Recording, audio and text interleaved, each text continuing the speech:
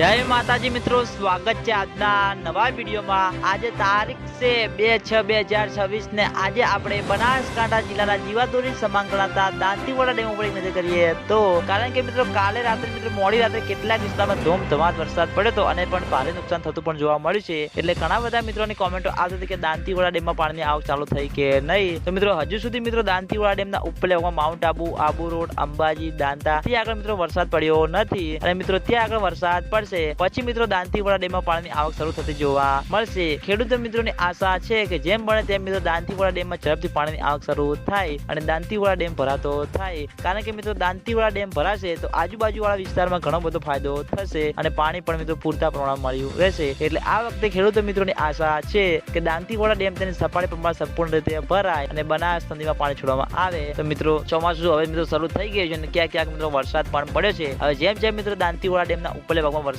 પડશે તેમ તેમ મિત્રો દાંતીવાડા ડેમમાં પાણીની આવક શરૂ થતી જોવા મળશે। અને મિત્રો આજના વિડીયોમાં આટલું હતું। આજનો વિડીયો તમને બધાને કેવો લાગે છે કોમેન્ટ કરી દેજો અને ચેનલ ઉપર નવા હોય તો સૌથી પહેલા વિડીયોને લાઈક કરી દેજો, કોમેન્ટ કરી દેજો અને ચેનલને સબસ્ક્રાઇબ કરવાનું ભૂલતા નહીં। તો મિત્રો જય માતાજી।